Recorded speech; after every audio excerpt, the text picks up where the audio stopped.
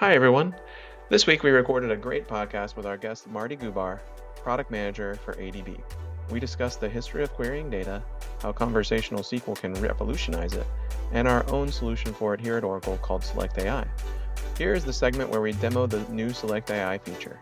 Enjoy. All right, so we've been talking a lot. Let's go ahead and move on to the next one. So this is, you guys aren't going to, unfortunately, anyone that's listening is not going to be able to see this. We have a little demo kind of going. Marty's going to do his best to talk through it.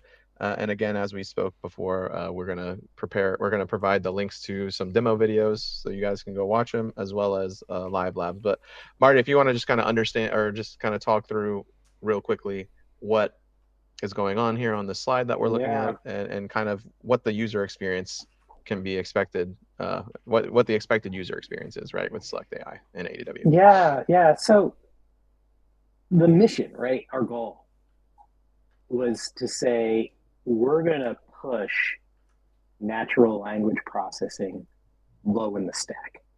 Mm-hmm. So that way any tool can take advantage of it, right? So what we did is we extended SQL, right?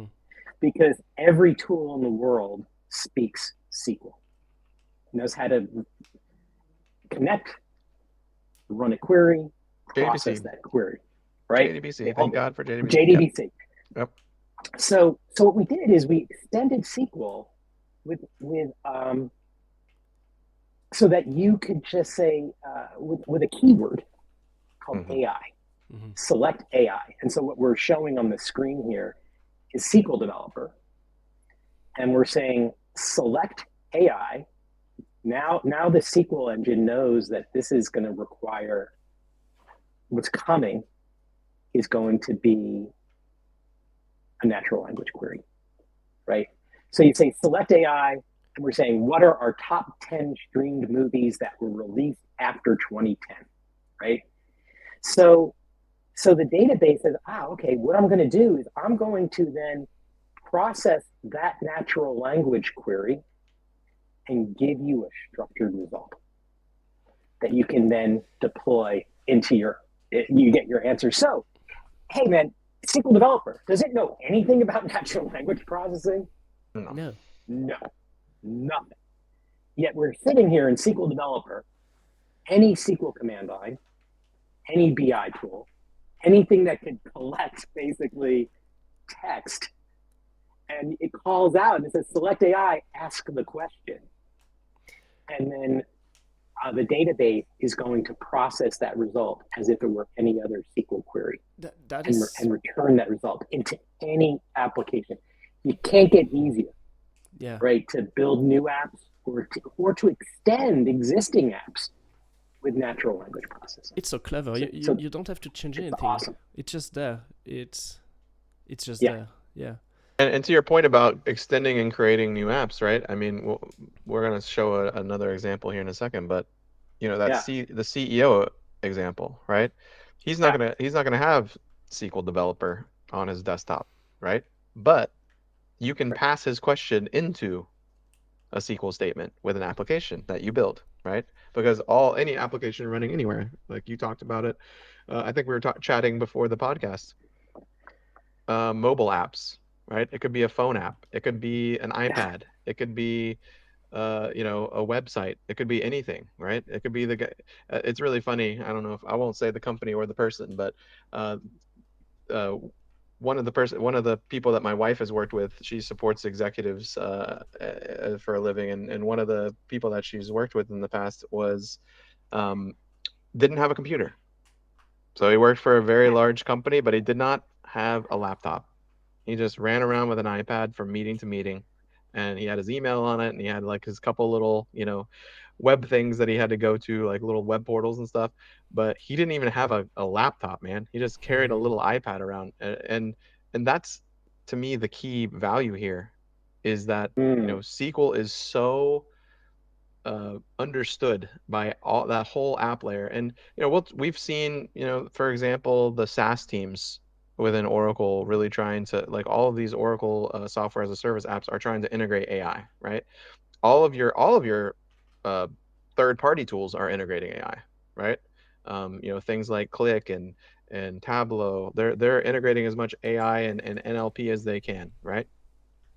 But at the same time, if you can help them push this down for free, they're going to be all over it, right? Yeah. And I think it's such a huge, it's going to offer, and of course we have lots of users of Oracle database, right? So it's going to really offer a huge leap forward, because instead of each one of these different apps and use cases having to try to figure out, all right, I got to go talk to a model, I got to make sure it's trained properly, I got to make sure it's answering the questions right, how is it going to integrate with the data on the back end, how am I going to implement security, blah blah blah blah.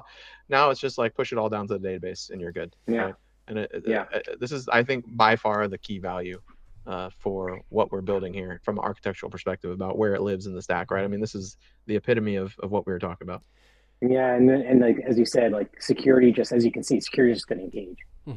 Right? You're only going to see data that you're supposed to see. We're not going to accidentally see Jerome's salary, which would make us cry, right? Like, I mean, we don't want to see that.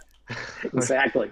We have to do, and then we have to do the euros conversion on top of that, which God knows how to even do that. So what's kind of cool here then is like for getting there's different types of results that you get, right? So by default, you say select AI, ask a question. You get a nice structured result set back. You're great. Jerome doesn't want that. Jerome wants the code. I do, right? Because I'm lazy. So I first want to see the results, and then I will dig into the code. Right, and that's what's beautiful. Results. Yeah, and you can see how fast it is here and what we're showing, right? So for those at home, for those that are listening to this while they're jogging, it says we do select. The select statement is select, then space, the word AI, and then the question. But then you can also add additional keywords. So in the case of what Marty's talking about with the show SQL, select space AI space show SQL, then the question. And now instead of returning in MySQL, or in not in MySQL, in a SQL Developer, the return value window where we were seeing the data now actually just returns a string, which is the SQL query that they generated. So exactly. I mean, there's two other keywords, right? There is another keyword which is narrate, and narrate actually will return a conversational result as opposed to columns and rows. Not really showing that here. Kind of tell you the story. Yeah. Okay. Yeah, exactly. And the last one is the one that I probably shouldn't be talking about because it's not released yet, but I thought it was, is explain SQL. Right? So you would just say select AI, explain SQL, and then that's going to give you the select statement as well as what's the processing that's going on behind this and explaining it. So those are the key things, right? Dead easy. Right. Dead easy, low in the stack. Easy to integrate with other applications. Easy to integrate. That's what we've been working on. I'm still really impressed by this because if we look at this question that we have here, it's select AI and then what are our top 10 stream movies that were released after 2010, right? And it did understand that top 10 first means that you need to only get the 10 that have the most views, but also it will do the order by desk. So it would order them to have the first one, the one that has the most movie, and then the second one, and then the one after. So it doesn't understand that the top 10 is first filtering to only have 10 results, but also order them in a top fashion. So I just find that it's just so impressive. With just top 10, it just creates two different things in the query. The ordering and we're gonna have to stop. It's gonna be like I really do think it's gonna be like Fortran, right? SQL is gonna become the next Fortran, right? when I was in college, we were all learning SQL and Java and C, and then I go to my first job, right? And there's always some old codger in the corner, and they're like, "Yeah, that's old George." I'm like, "What does George do?" He handles the Fortran code, because everyone has some. Everyone has some IBM mainframe. Everyone's got a little Fortran thing. Good old George is over there. No one else knows anything about Fortran ever, right? So George gets paid bank. Yep. George is, yeah. So Jerome George gets hit by a bus. Company's it's done. over. Yeah. So the three of us, Marty, us SQL individuals, in 15 to 20 years, we're going to be sitting in the nursing home, rolling in 300K a year because we're the only ones that know how to build a select statement. They're going to stop teaching the kids, right? Yeah. It's very interesting to me, right? Because this is, especially considering, Jerome, you're saying you're very impressed with it. These are like you said, this is the very first, the slightest little surface scratch that you can imagine, right? And it works so well. Like, what's going to happen? We're going to be doing sliding windows and time analysis and all these like complex things are going to be coming out of this over time, and it's going to be so valuable, right? Well, there is a saying that I hear a lot in AI. It's that what we have now is as bad as it gets, right? It's just going to be improving from now. So this is the worst version of it. And a few months from now, it's going to be. So you're saying 10, 15 years we won't be able to do anything because it will do that for us. I don't think it's going to be 10 or 15 years. I think in a few months it's going to be. Well, that is the thing that I would be able to do. So yeah. It's getting better. It's getting better by the day, right? Yeah, certainly. Definitely. All right, I just wrote that down. I really like that. This is as bad as it gets. Yeah. It's kind of like, this is the least I can do, It's as bad as why are you doing the least? Like, when somebody helps you out and you say like, oh, well, thanks for helping me, and they say, well, that's the least I could do.